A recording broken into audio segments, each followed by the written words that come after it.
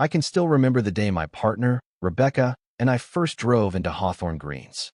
We'd saved for years, dreaming of a peaceful, tree-lined community where we could raise our daughter, Chloe, age 6, and enjoy a respite from the bustle of city life. The houses were immaculate, each with a manicured lawn, a pristine driveway, and a carefully chosen palette of paint that evoked a sense of cohesion. We couldn't help but admire how well-maintained everything looked, as though every blade of grass was trimmed to the same height. To me, Dr. Maxwell Lyons, the move offered more than just a pleasant suburban retreat.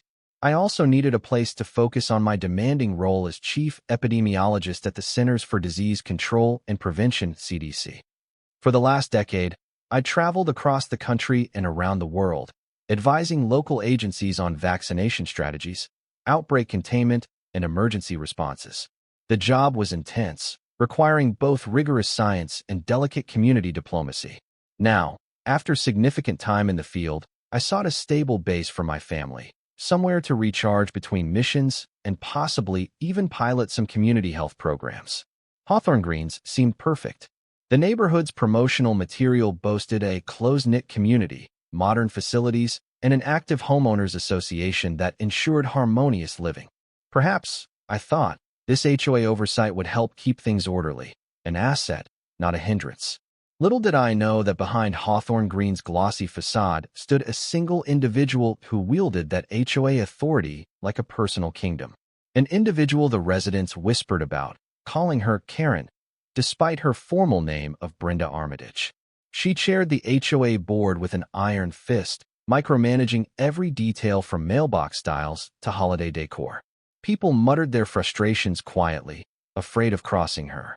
After all, stepping out of line could mean heavy fines or public correction, notices plastered on doors. At first, I brushed off these rumors as typical suburban politics. After all, how bad could it be? If Ms. Armitage was so dedicated to order, maybe she'd be supportive of critical health initiatives, like the free vaccination drive I'd been planning to offer in the neighborhood. That, however, was where I underestimated her. In her eyes, anything that threatened the perfect aesthetic or introduced unseemly chaos was an enemy to be eliminated. And vaccination clinics, apparently, fell firmly into that category. My involvement in national health crises had taught me that local communities were the backbone of any effective vaccination strategy. Whether we were dealing with routine immunizations, seasonal flu shots, or emergent diseases, the closer we brought vaccination sites to people's homes, the more likely they were to participate. Thus, in collaboration with a local health organization, I arranged an emergency vaccine drive for Hawthorne Greens. It would be a small pilot event, offering free immunizations for influenza, tetanus, and a newly recommended booster for a concerning viral outbreak that had been making headlines nationwide. We planned to hold the clinic one Saturday in the community's shared recreation center, an airy building near the pool. The local county health department agreed to send a mobile unit to store and administer the vaccines, and several volunteer nurses would assist. It was a straightforward, widely beneficial initiative, requiring minimal disruption or cost to the neighborhood. I was excited. This was a chance for Hawthorne Greens to be a model community, leading by example. Not only would neighbors have easy access to vital vaccines, but we'd also generate data to refine how local clinics could boost public health outcomes. I pictured families strolling over, kids in tow, everyone receiving updates on recommended immunizations. We'd have a safe, convenient environment, plus some educational posters and brochures. It felt like a simple good deed for my new neighborhood. Before finalizing the date, I recognized it was critical to get the HOA's blessing, both out of courtesy and because the recreation center was officially under their purview. So, I drafted a polite email to the board, summarizing the plan and requesting official permission. In my message, I emphasized that the event would be free, well-organized, and beneficial to all. How could they say no? But from the whispers around the community, I understood that the real decision-maker was Ms. Armitage, Karen, and that her whims shaped whether proposals lived or died. If she disliked my plan, it wouldn't matter how beneficial it was for public health. She'd find a way to torpedo it. Therefore, I took extra care, using professional language, attaching references from the county health department, and even offering to meet personally to address any concerns. The next few days passed in anxious anticipation. I told my wife, Rebecca, that I doubted the HOA would reject something so unequivocally positive. After all, Hawthorne Greens prided itself on being progressive. However, something in me remained cautious. I'd faced bureaucratic resistance before, but rarely from the place I called home. Sure enough, the first sign of trouble arrived in the form of an official-looking letter in my mailbox, featuring the HOA emblem across the top. The language was polite, yet unsettling. It read, "We appreciate your willingness to improve community health, Dr. Lyons, but the HOA board has reservations about hosting a public vaccine drive on association property. We believe it may draw unapproved visitors, disrupt the neighborhood's peaceful character, and introduce potential liabilities. We suggest seeking an alternative location." I stared at the letter, baffled. Unapproved visitors? Peaceful character? This was about administering standard vaccines, not staging a rock concert. The mention of potential liabilities also rang hollow, given the county health department's coverage and professional oversight. Something else was at play here. Something about Ms. Armitage's personal stance, or her unwavering quest to maintain a certain image, had overshadowed the real benefits to her neighbors' well-being. Thus began the battle, one that would escalate rapidly, shining an unflattering spotlight on Ms. Armitage's obsession with control and my unwavering commitment to safeguarding public health. Determined not to let a single letter thwart the vaccine drive, I requested to address the board at the next HOA meeting. These meetings took place in the community clubhouse, a well-appointed space with rows of folding chairs facing a long table where Karen and her board members typically presided. I arrived early, carrying a binder of information, data on infection rates, safety protocols, endorsements from local medical officials, and examples of successful community vaccine drives across the country. As the meeting began, I saw Karen stride in, wearing a tailored blazer and crisp skirt. Her frosted blonde hair was styled precisely, and she held a gavel that she used to call the room to order. Flanking her were two board members, Mr. Caldwell, a timid retiree who rarely spoke without Karen's cue, and Ms. Nguyen, who seemed more neutral but often deferred to Karen's lead. After a series of mundane agenda items, lawn decorations, garbage can placement, noise ordinances, Karen introduced me as the new resident who wishes to propose a medical event. Her tone was icy, suggesting skepticism. I stood and thanked them for the chance to speak. Using succinct slides, I outlined the proposed vaccine drive. Date, time, one Saturday, a few hours in the morning. Location, the Community Recreation Center, with sign-in stations. Staffing, county-approved nurses, with me and other volunteers to oversee. Benefit, free immunizations, including seasonal flu shots and boosters for certain viruses. Safety measures, all participants would be pre-screened. Liability would be covered by county regulations and existing insurance from the volunteer organization. I closed by emphasizing that this was purely optional for residents, but strongly recommended for community health. And if anyone worried about unapproved visitors, we could require sign-ups in advance or limit it to homeowners. Karen listened with folded arms, tapping a pen on the table. The other board members watched expectantly. When I finished, Ms. Nguyen cleared her throat. "This seems valuable, especially given rising infection concerns. Dr. Lyons, you said the county is on board." I nodded. "Yes, absolutely. They're excited about a local pilot program." Karen's eyes flicked toward Ms. Nguyen, annoyance flashing. Then she addressed me. "Thank you, Dr. Lyons. However, the HOA must ensure every event on association property aligns with our guidelines for both aesthetics and community harmony. Your vaccine drive, while presumably well-intentioned, could cause lines of people, parking congestion, and possibly invite outside individuals onto private premises.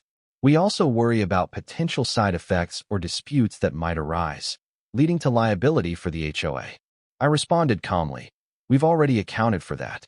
Parking would be minimal, mostly for local residents who can walk.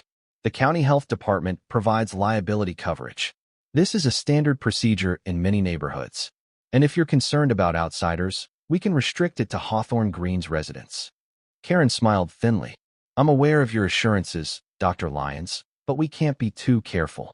Hawthorne Greens prides itself on order. A clinic might bring confusion or controversy. Some residents may oppose vaccines altogether. We don't need disputes or protests tarnishing our community image. I inhaled, controlling my frustration. I respect differing viewpoints, but we're in a period of heightened disease risk. Vaccinations are a key preventative measure. I'm the CDC's chief epidemiologist, so I can confirm the importance of accessible vaccine drives. Karen's eyebrows shot up. I realized she likely hadn't known my position at the CDC. She frowned. I see. Well, we'll take your credentials into consideration. But for now, the board maintains its stance. We will not approve an official vaccine drive at our recreation center. You may explore alternatives outside HOA property, if that suits your needs. A hush fell over the room. Some neighbors looked shocked. Others nodded fearfully, as though Karen's word was final. I stood there, heart pounding, refusing to back down. With respect, Ms. Armitage, this is a matter of public health. I'd like to request a formal vote by the full board. Perhaps not everyone shares your concerns. Karen's lips tightened. She tapped her gavel. That won't be necessary tonight. We're out of time. Meeting adjourned. She ended the session abruptly, leaving me and a few sympathetic residents standing in frustration as she swept from the room. I exhaled. My worst fears about a petty official obstructing essential health measures were coming true, right in my own neighborhood. Well, if she wanted to fight, I wasn't about to let her pettiness jeopardize the well-being of hundreds of families. Step by step, I'd bring the necessary pressure to ensure Hawthorne Greens got its vaccine drive, Karen's obstructionism notwithstanding. In the days after the HOA meeting, I received a groundswell of discreet support from neighbors who recognized the value of a local vaccine clinic. One morning, as I was retrieving mail, a soft-spoken woman named Linda approached me. "I'm sorry about how Ms. Armitage shut you down," she whispered. "Many of us want those vaccines. My husband has a compromised immune system. Going downtown is risky. If you need help, let me know." Similar messages arrived via email. "Count me in if you organize a private clinic. My kids missed their boosters. This is vital. Don't let Karen bully you." Despite Ms. Armitage's intimidating reputation, residents quietly rallied behind the idea. Her control, it seemed, thrived on fear and a sense of inevitability. But people were starting to question whether her reach was truly unbreakable. Meanwhile, I explored possible workarounds. If we couldn't use the recreation center, perhaps we could set up in a resident's large driveway or in the church parking lot nearby. But the church was still a few blocks away, not technically in Hawthorne Greens. My dream was to host the drive right in the heart of the neighborhood, ensuring maximum turnout. For that, I needed official permission, or I risked incurring heavy HOA fines or even legal threats. Rebecca and I also discussed the situation. She, too, was outraged. It's maddening that someone would prioritize quiet or aesthetics over health. This is your profession, Max. You've battled outbreaks all over the world, and yet here's your own HOA telling you no. She suggested writing an open letter to the entire community, explaining the importance of the drive and urging them to pressure Karen. If enough residents demanded it, maybe the board would buckle. I took her advice. My letter, titled "Why Hawthorne Greens Needs a Vaccine Drive," summarized recent disease trends, the convenience of on-site immunization, and the minimal disruption it would cause. I posted it on the neighborhood's online bulletin board, a platform the HOA used for updates, lost pet notices, and classifieds. Within hours, it garnered dozens of supportive comments. Yet, ominously, the thread vanished the next day. When I inquired, an HOA moderator apologized, saying Ms. Armitage flagged it as unsanctioned content. They were forced to remove it. Clearly, Karen was doubling down. She wouldn't allow the normal channels for community discussion, effectively silencing debate. But she couldn't silence me entirely. I had connections far beyond this HOA. If push came to shove, I could mobilize county health officials, the CDC's communications team, and even national media to highlight the fiasco. I hoped it wouldn't come to that, but it remained an option in my arsenal. Yet, as tensions simmered, I caught wind of a bizarre rumor. Karen apparently believed vaccines were an unnecessary intrusion that might draw the wrong crowd or cause drama if any anti-vaccine sentiment arose. Some neighbors said she personally disliked the idea of medical procedures in public view. Others speculated she simply despised anything beyond her direct control. Regardless of the motivation, the outcome was the same. Our neighborhood was left vulnerable, lacking easy access to immunizations. I resolved to wait and see if the board's stance softened. If not, I'd escalate. Lives might be at stake, especially for seniors, children, and immunocompromised people. I'd seen what complacency could do in an outbreak. This time, complacency wore the face of a middle-aged HOA chair who demanded perfect lawns at the cost of public health. Just as the clash over the vaccine drive reached a standstill, a real crisis hit. Over the course of 2 weeks, local headlines began reporting a surge in Marburg, 22, a novel viral strain causing severe respiratory symptoms, particularly among vulnerable populations. Initially detected in a nearby city, it spread quickly, with clusters popping up in surrounding suburbs. As chief epidemiologist at the CDC, I'd seen the national data come in. Infection rates were climbing. While not as contagious as the worst pandemics, Marburg, 22 posed a significant threat to unvaccinated or medically fragile individuals. A new vaccine had been fast-tracked and recommended for high-risk groups, with distribution ramping up across the country. The county health department strongly urged local communities to host pop-up clinics as soon as supply allowed. For Hawthorne Greens, the timing couldn't have been more critical. We already had a planned drive, albeit stymied by Karen's stonewalling, that could now incorporate the Marburg 22 shot. This could literally mean life or death for some neighbors. I immediately reached out to my contacts at the county health department, explaining that our HOA was blocking the event. They were shocked. But public health emergencies should override local objections, said one official. We'll see if the Board of Health can intervene. Word of the outbreak rattled many residents. People turned to the HOA forum, asking if the rumored vaccine drive was happening. Ms. Armitage doubled down, issuing a statement that Hawthorne Greens will not host large-scale medical events, adding that residents who desired the new vaccine can schedule appointments at local clinics. In effect, she dismissed the entire crisis as something to handle individually, ignoring the community's logistical challenges, especially for the elderly or families with limited transportation. Her statement incensed me. We were in the middle of a potential outbreak, and she was actively discouraging a solution that leading experts agreed was essential. I called an emergency meeting with a small group of allies, neighbors, and the local nurse, Ms. Colby, who had volunteered for the drive. We decided to bypass the HOA's official channels and hold an unauthorized pop-up clinic in a wide cul-de-sac near my house. We had the county's blessing, and they promised to dispatch a mobile vaccination van. All we needed was to avoid immediate legal injunctions from the HOA. If enough residents showed up, it would be worth the risk of incurring fines. Within 2 days, we quietly spread the word through direct calls, texts, and social media. We chose a Saturday morning, hoping Karen wouldn't catch on until it was already underway. The county's mobile van would provide free shots for flu, tetanus, and now the new Marburg 22 vaccine, a trifecta that could protect hundreds of people in a single day. The sense of urgency was palpable. People recognized the outbreak was real. Hawthorne Greens had already reported its first probable Marburg 22 case, an elderly woman who'd been hospitalized. We had no time to spare waiting for Karen to come around. We had to act. And if Karen tried to shut us down mid-event, well, we'd be prepared to fight back. Saturday dawned with a crisp autumn breeze, perfect weather for an outdoor clinic. By 8 a.m., the county mobile van arrived, parking discreetly at the end of the cul-de-sac near my home. Volunteers set up folding tables, chairs, and a few tents. We posted small signs directing neighbors to line up in spaced intervals, mindful of any risk from potential viral spread. Residents began trickling in, grateful and relieved. Some wore masks, others simply kept a respectful distance. Within the first hour, over 50 people arrived, eager to get their Marburg 22 shot or catch up on other immunizations. The county nurses worked efficiently, verifying each person's information, administering the shots, and logging data.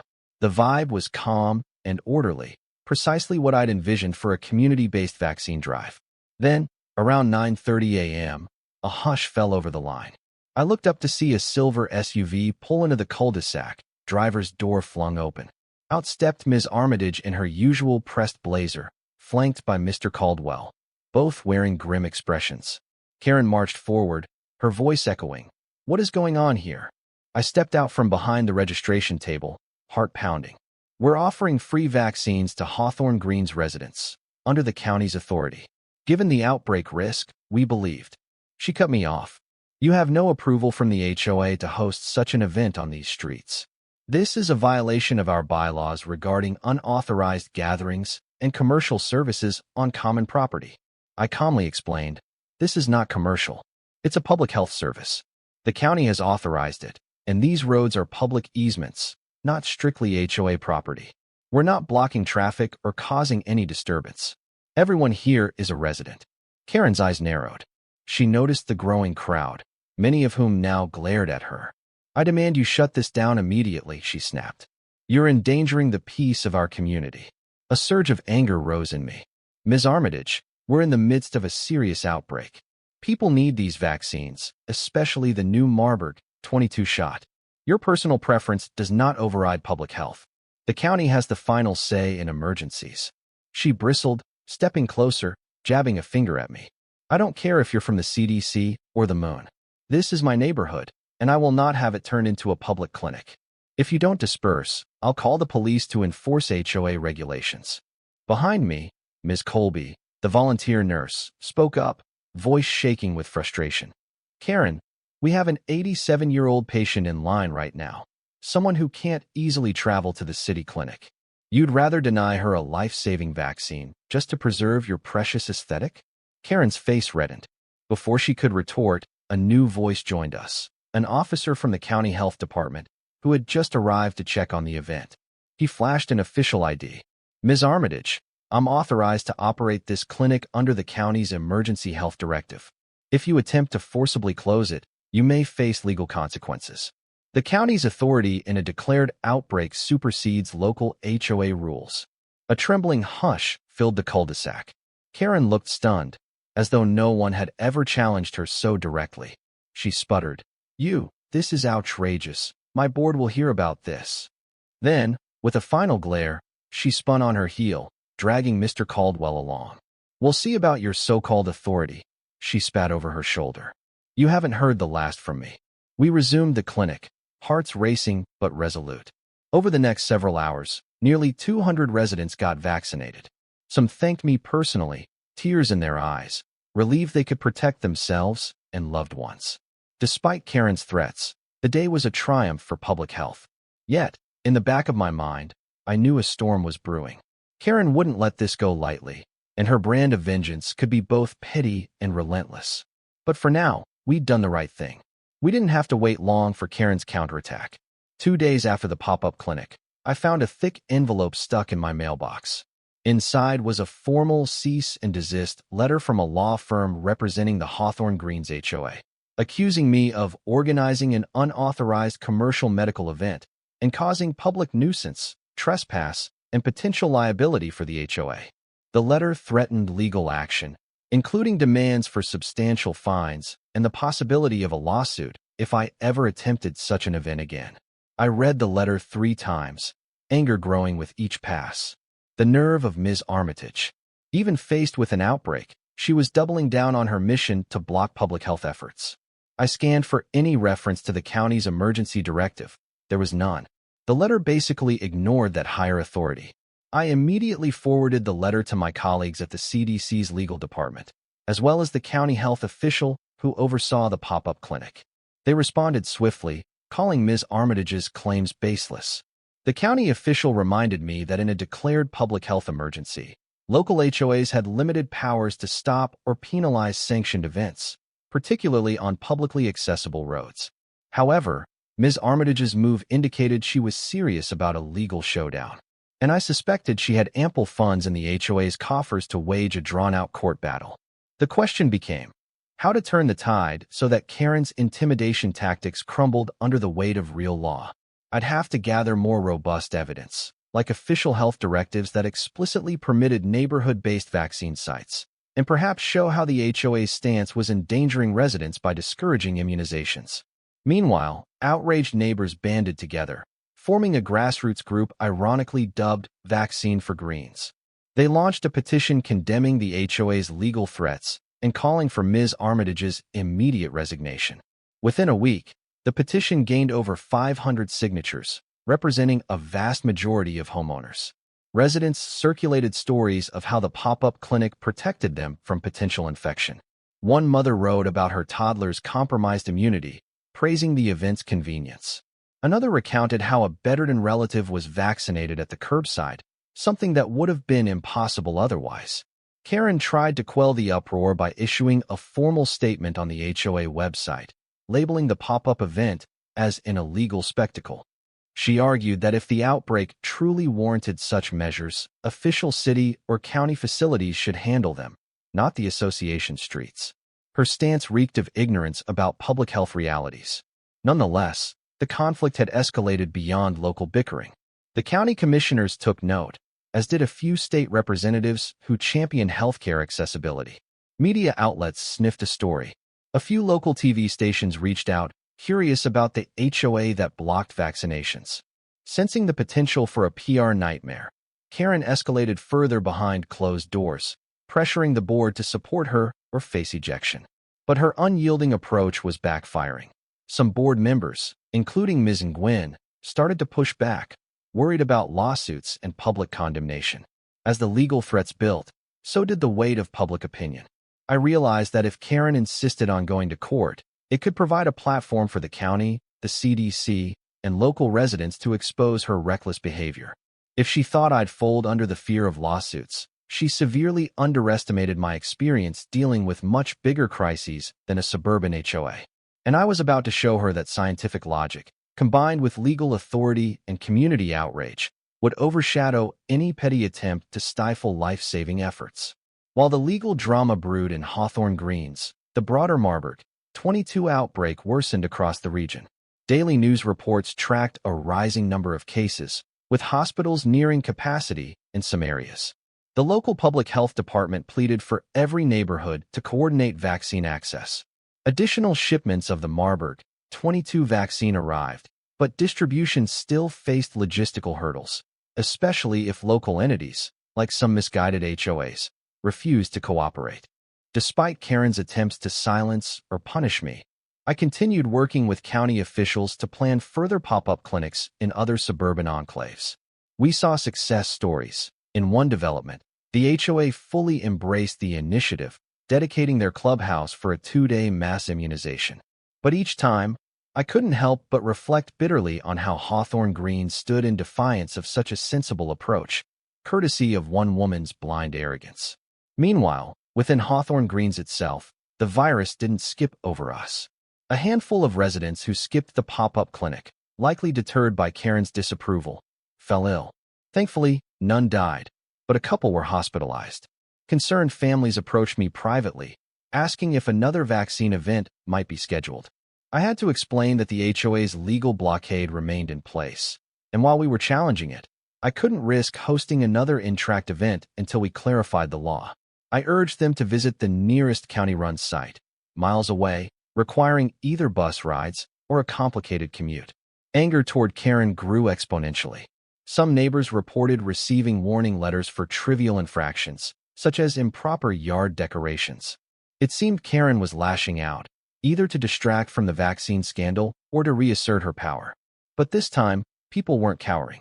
They posted pictures of these petty citations online, fueling the sense that the HOA chair had gone off the rails. One morning, as I checked the community forum from my phone, I saw a heated discussion. A longtime resident, Ms. Caldwell, unrelated to the board member, wrote, "My sister just got hospitalized with Marburg 22. She lives in the next block. She might have avoided it if she'd gotten the vaccine at Dr. Lyon's clinic, but she was confused by Karen's threats. This is criminal. The HOA is risking our lives." Reading those words, my heart ached with frustration.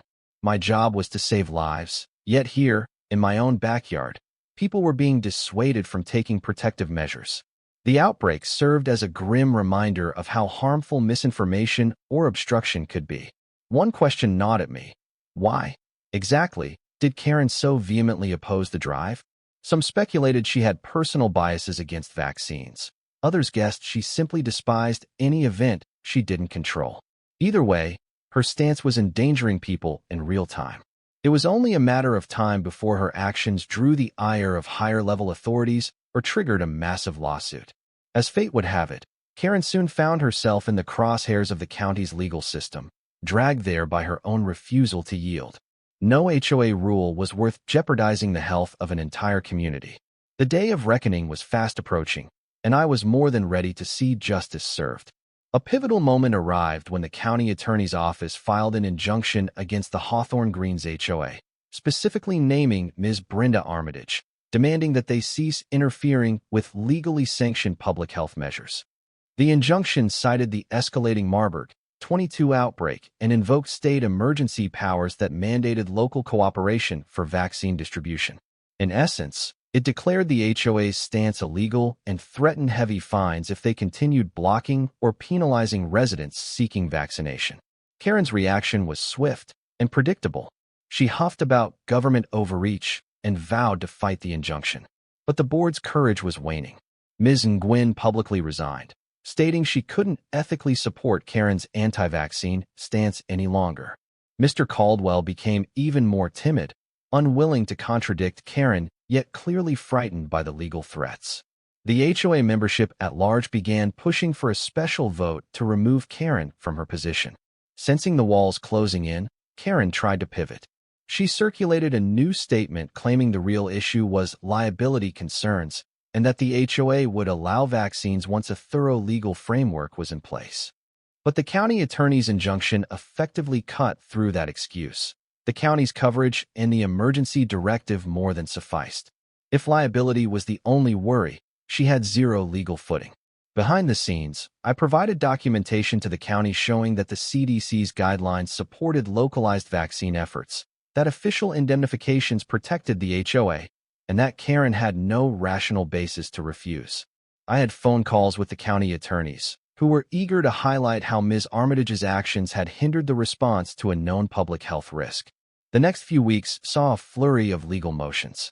Karen's personal lawyer tried to file counters, claiming the HOA had autonomous property rights.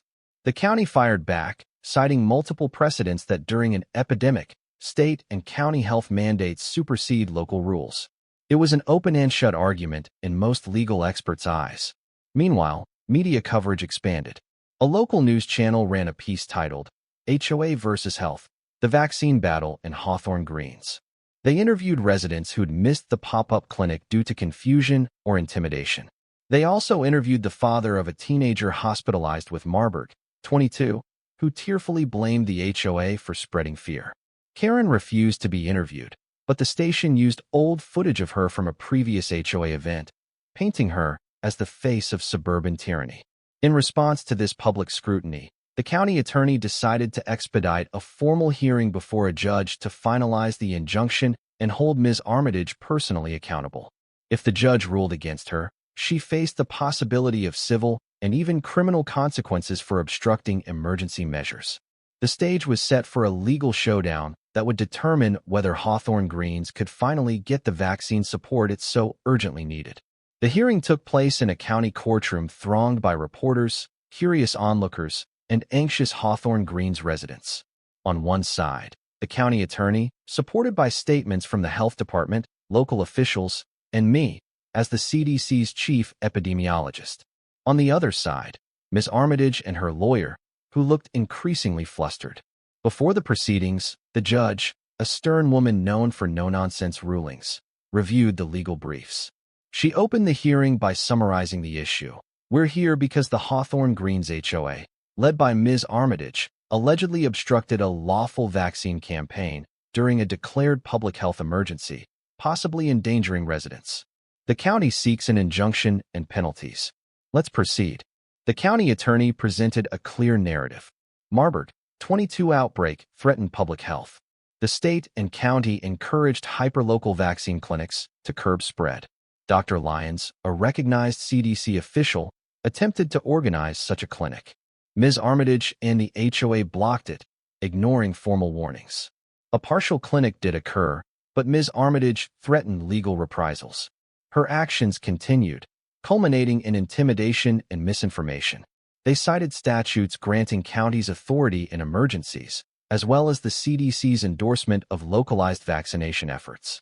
Next, Ms. Armitage's lawyer argued that the HOA was protecting property rights and avoiding liability, that vaccines can be obtained elsewhere, and that the outbreak wasn't severe enough to warrant invasive procedures on private grounds. He tried to paint Karen as a responsible caretaker of community peace.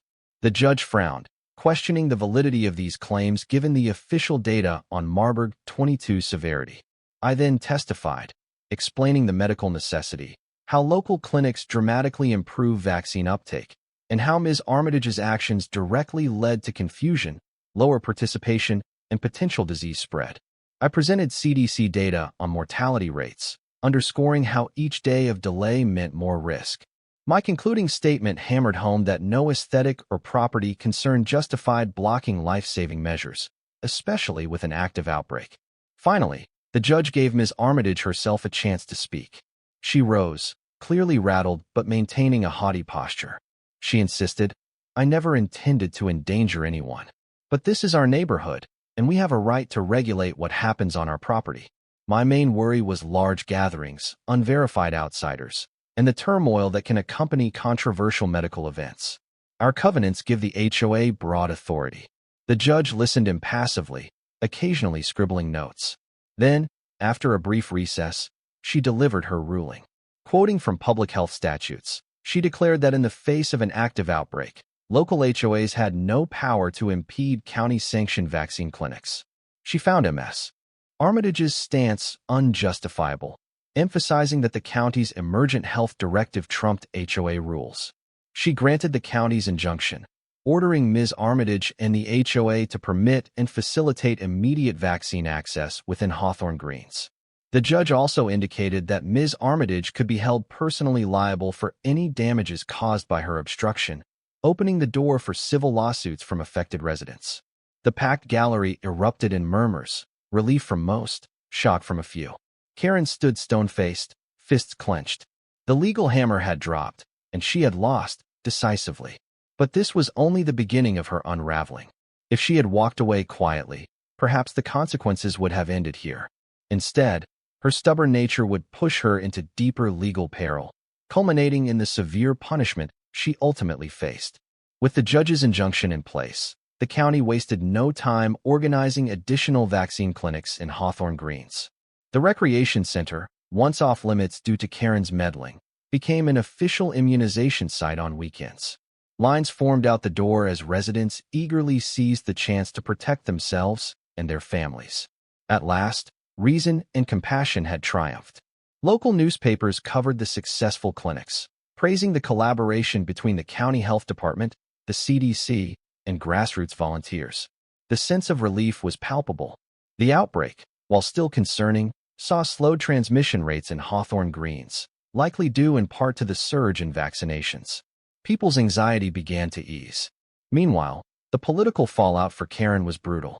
The HOA membership called a special vote, and by an overwhelming margin, they removed her from the board.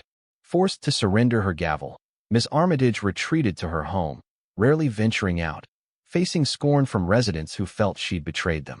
Some families filed civil lawsuits, alleging her obstruction caused preventable harm or heightened risk.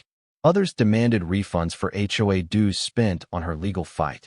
Adding to her woes, the county threatened to impose hefty fines against her personally, citing her repeated defiance of the emergency directive. A local consumer advocacy group even joined the fray, launching a campaign to hold public health obstructionists accountable. Ms. Armitage's name featured prominently on their watch list. Desperate, Karen tried to salvage her reputation by spinning tales of being misunderstood and unfairly vilified. But the evidence, her own letters, recorded statements, and the total meltdown at the pop-up clinic, left little room for sympathy. The rumor mill suggested she might face criminal charges for interfering with a public health order, though that was up to the district attorney's discretion.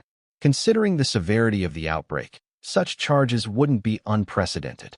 Through it all, I focused on my main goal, keeping Hawthorne Greens safe. Freed from Karen's interference, we quickly instituted a robust schedule of vaccination days. The data showed improved coverage across all age groups. Even local kids joked about our neighborhood doc from the CDC, which I took as an endearing sign that they recognized the importance of these efforts. Yet a part of me still braced for the final shoe to drop. Karen had proven herself vengeful. Would she attempt one last sabotage? Or would the legal avalanche bury her first? The answer arrived soon enough, as the civil lawsuits and potential criminal case converged, toppling her fragile defenses and culminating in an outcome even more dramatic than I'd anticipated. In the aftermath of the court's injunction, multiple private lawsuits were filed by residents who claimed direct harm from Ms. Armitage's vaccine blockade. One case involved the father of a hospitalized Marburg, 22 patient, alleging that his adult daughter might have avoided severe complications if the first pop-up clinic hadn't been deterred and more widely publicized. Another lawsuit came from an immunocompromised neighbor who argued that Karen's intimidation delayed her life-saving booster. The plaintiff's attorneys subpoenaed HOA records, unearthing internal emails that revealed Karen's deliberate strategy to quash any medical spectacle. One message read, "If we allow these clinics, who knows what kind of uproar it'll bring? We must keep Hawthorne Greens free from hysterics. These so-called experts overreact. And if I have to find them all, I will." This was a damning glimpse into Karen's mindset, showing zero regard for the community's well-being. Worse for her, the district attorney launched a criminal investigation to determine if Ms. Armitage's actions constituted reckless endangerment under state law. The DA's office suspected that by actively obstructing a sanctioned vaccination drive during a declared health crisis, Karen had jeopardized public safety. If found guilty, she faced possible jail time. Shaken, Karen tried to mitigate the damage by offering half-hearted apologies and claiming she'd only wanted to maintain order. But the public saw through the facade. Media outlets raked her over the coals. The once pristine image she'd curated, flawless suits, perfectly trimmed hedges, a veneer of authority, shattered under the weight of her reckless decisions. The HOA, desperate to distance itself, cooperated fully with investigators, handing over financial records that suggested Ms. Armitage had even used HOA funds to hire private counsel in her personal fight against the vaccine drive. This further riled residents, many of whom felt betrayed by the misuse of dues for her personal vendetta. Rumors flew that she might have also mismanaged other aspects of the HOA's budget, amplifying calls for a full audit. As depositions loomed and evidence mounted, it became clear Karen's legal battles would not end well. I almost felt a twinge of pity. She could have avoided all of this by simply acknowledging the legitimate need for vaccines. But her pride and control issues had led her down a self-destructive path, harming an entire community in the process. Shortly before the criminal hearing, the DA announced that the charges included obstructing a public health directive and endangering vulnerable populations. The maximum sentence could involve significant jail time. For many in Hawthorne Greens, it was a jarring sight. The once untouchable queen of the HOA, indicted and facing possible prison. Yet, it seemed a fitting reckoning for someone who had placed superficial concerns over the very lives of her neighbors. When Karen's criminal trial began, the county courthouse teemed with reporters, throngs of spectators, and a smattering of protesters, some from anti-vaccination groups misguidedly viewing Karen as a martyr, others from pro-health organizations demanding accountability. The atmosphere crackled with tension. I was called as a key witness, given my role in organizing the vaccine drive and my professional expertise at the CDC. During the trial, the prosecution laid out a painstaking timeline. Karen blocked the officially approved vaccine clinic. She ignored repeated warnings from county health officials and the CDC. Her misinformation and intimidation deterred many from receiving timely immunizations. Several residents suffered serious consequences, some hospitalizations, with a few near fatalities. She continued her obstructionist stance even after an injunction mandated cooperation. They painted a damning picture. An HOA chair so obsessed with controlling her neighborhood's image that she knowingly endangered lives during a public health crisis. The evidence included scathing internal emails, testimonies from neighbors, the story of the father whose daughter nearly died. One highlight was a video clip from a local newscast where Karen bragged about having the power to shut down any event she deemed unfitting. Karen's defense team struggled to mount a cohesive argument. They tried citing property rights, claiming she believed the outbreak wasn't that severe and that she had reasonable doubts about the vaccine. But cross-examination revealed she had no medical training and had actively suppressed expert warnings. The defense resorted to claiming she made a poor judgment call, but the volume of evidence suggested a willful, repeated, and malicious campaign rather than a mere mistake. I testified on the third day. The prosecutor led me through a recap of my credentials, Chief Epidemiologist at the CDC, with decades of experience. I explained how localized vaccination dramatically curbs infection rates, especially for a virus like Marburg, 22. I emphasized that Ms. Armitage's campaign against the drive contradicted all recognized health protocols. In the cross-examination, the defense probed whether I could prove any direct link between her actions and specific hospitalizations. I cited data indicating that lack of easy vaccine access correlated with higher infection risk, though I couldn't pinpoint which hospital cases would have been avoided. Still, the cumulative impact was clear. Her obstruction created an environment that discouraged timely vaccination. Karen herself took the stand briefly. She tried to appear remorseful but couched every apology with disclaimers. I never intended harm. I simply believed the risk was exaggerated. The prosecutor pounced, highlighting multiple communications where she mocked public health warnings as fear-mongering. The jury's expressions said it all. Her claims of ignorance rang hollow. After days of testimony, closing arguments laid bare the stark truth. Ms. Armitage's ego-fueled mission to control the image of Hawthorne Greens led her to override professional advice, sabotage a lawful clinic, and stifle critical resources during an active outbreak. The judge's instructions to the jury underscored the seriousness of endangering public safety in an emergency. Deliberations lasted less than a day. The jury returned a verdict of guilty on charges of obstructing a public health directive and reckless endangerment. Karen's face crumpled, tears filling her eyes as the foreman read the verdict. The hush in the courtroom felt electric. This was the moment a once powerful HOA tyrant faced the legal consequences of her actions. She was led away in handcuffs, pending a sentencing hearing. For the residents of Hawthorne Greens, it was a symbolic release from her reign of terror. Karen's sentencing took place a few weeks later, again drawing a crowd of reporters and spectators. The prosecution urged a strong sentence, emphasizing the preventable harm caused by her prolonged defiance. A handful of residents filed victim impact statements, describing the emotional turmoil they endured, fearing for vulnerable family members, feeling harassed for seeking basic health measures, and navigating the confusion Karen created. When Ms. Armitage stood before the judge, she appeared drained of her former arrogance. Gone was the crisp blazer and confident posture. She trembled slightly, wiping tears as her lawyer pleaded for leniency, citing her lack of prior convictions and the unprecedented nature of the outbreak. But the judge was unmoved.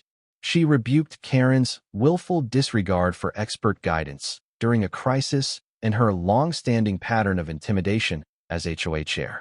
Then came the sentence, 2 years in state prison, along with 5 years of probation thereafter. Furthermore, the court imposed substantial fines and restitution to be paid to those who suffered financial losses from her actions, particularly the father whose daughter incurred hefty medical bills after missing the initial clinic. To satisfy these financial penalties, the court authorized the seizure and sale of Karen's property, including her lavish home in Hawthorne Greens.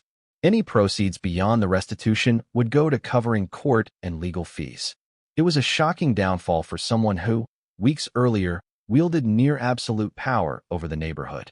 A stunned silence enveloped the courtroom as the judge's gavel banged. Some onlookers gasped, while others nodded gravely.